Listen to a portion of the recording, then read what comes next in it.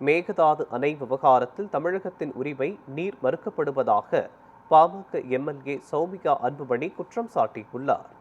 சேலத்தில் செய்தியாளர்களை சந்தித்த பாமக சட்டமன்ற உறுப்பினர் சௌமியா அன்புமணி, மேகதாது அணை விவகாரத்தில் தமிழகத்தின் நலனை பாதுகாக்க தமிழக அரசு தீவிர நடவடிக்கை எடுக்க வேண்டும் என வலியுறுத்தினார்.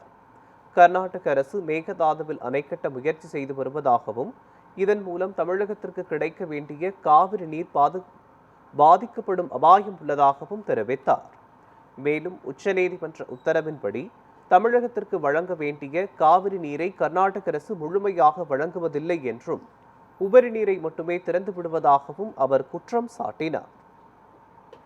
மேகதாது அணையை கட்டுவதற்கு டிபிஆர் டீடைல்டு ப்ராஜெக்ட் ரிப்போர்ட், அதாவது அந்த ப்ராஜெக்ட் ரிப்போர்ட்டை கொடுப்பதற்கு அனுமதி இருக்கிறதா, கர்நாடக அரசுக்கு நீங்க அனுமதி வழங்கி இருக்கிறீங்களா மத்திய அரசாங்கம்னு கேட்கும் பொழுது நீர்வளத்துறையோட இணையமைச்சர் பதில் சொல்லியிருக்கிறாரு, காவிரி நதிநீர் ஆணையம் அப்படிப்பட்ட டிபிஆருக்கு கர்நாடக அரசுக்கு அனுமதி தரவில்லை.